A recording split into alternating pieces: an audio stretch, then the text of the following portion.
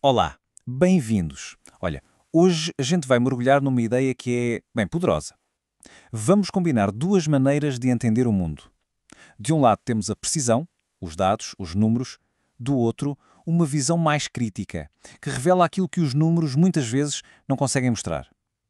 É a união da lente com o livre razão.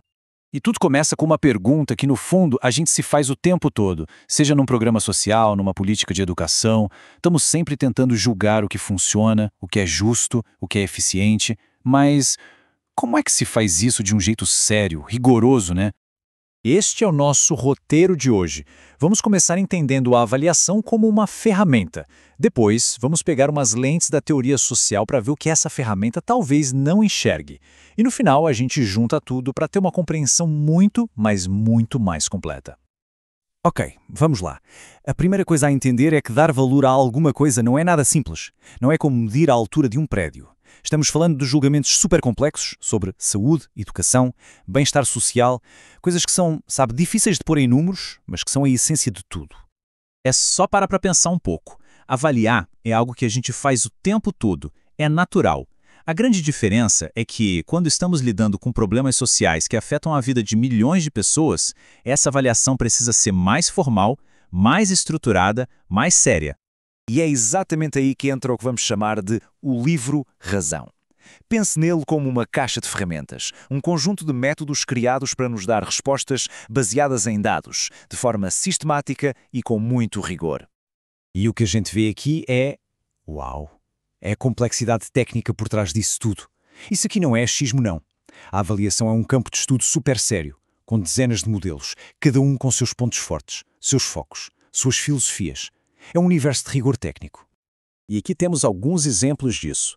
Existem modelos que são super focados em dar informações práticas para quem toma as decisões, e existem outros que vão além, que perguntam: peraí, essa avaliação está ajudando a criar uma sociedade mais justa? A caixa de ferramentas do livro Razão, como se vê, é bem grande e variada. Mas e se o nosso livro Razão, com todo esse rigor técnico, estiver deixando passar o mais importante de tudo? E se as respostas não estiverem só nos dados que a gente coleta, mas em estruturas que são invisíveis e que moldam a realidade que estamos tentando medir? Para responder a isso, a gente precisa de uma lente, e a nossa primeira lente vem do sociólogo Pierre Bourdieu. O que ele dizia é que as nossas vidas são mudadas por forças sociais que a gente nem percebe. Essa citação é um exemplo perfeito. Até o nosso gosto, aquilo que achamos bom ou ruim, tem a ver com o nosso lugar na sociedade. A ideia central de Bourdieu é o hábitos. Pensem no hábitos como, um sistema operacional que roda no nosso cérebro, mas em segundo plano. É ele que nos dá o sentido do jogo, que guia nossas ações e o que a gente pensa do mundo, quase sempre sem que a gente perceba. Esse hábitos é formado desde que a gente é criança, e ele produz uma coisa que Bourdieu chamou de capital cultural. Não é grana, não é dinheiro no banco, mas olha, vale tanto quanto. É o conhecimento, o jeito de falar, de se vestir, de se comportar que a sociedade valoriza, principalmente na escola. Quem tem mais capital cultural, digamos, já começa o jogo com alguma vantagem. Ok, agora vamos adicionar uma segunda lente igualmente poderosa que vem da geografia. Essa lente mostra como o poder não está só nas estruturas sociais, mas também na forma como o espaço físico onde a gente vive é organizado.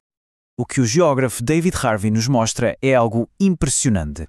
A maneira como as nossas cidades e bairros são desenhados não é por acaso, não é neutra.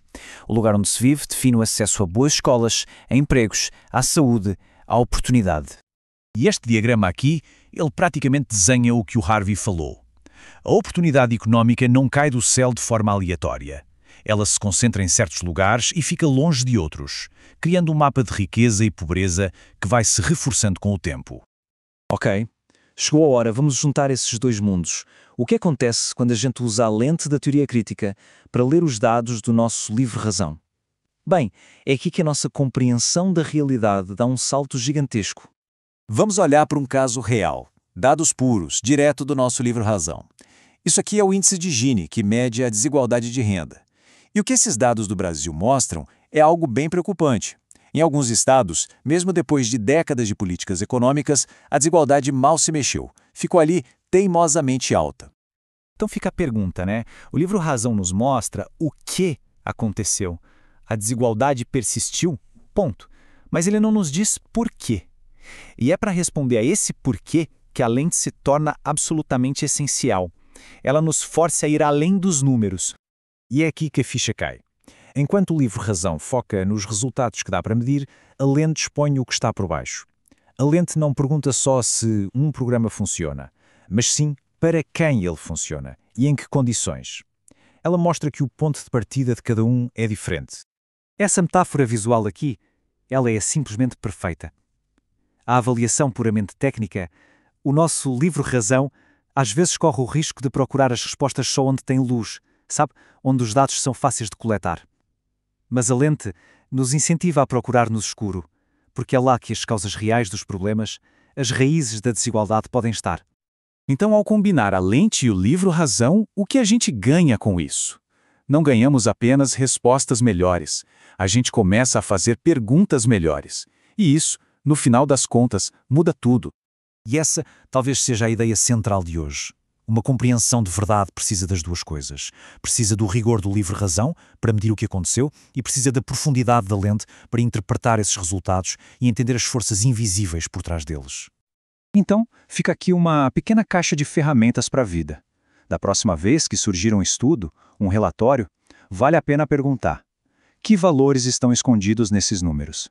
Que forças sociais e geográficas não estão sendo consideradas?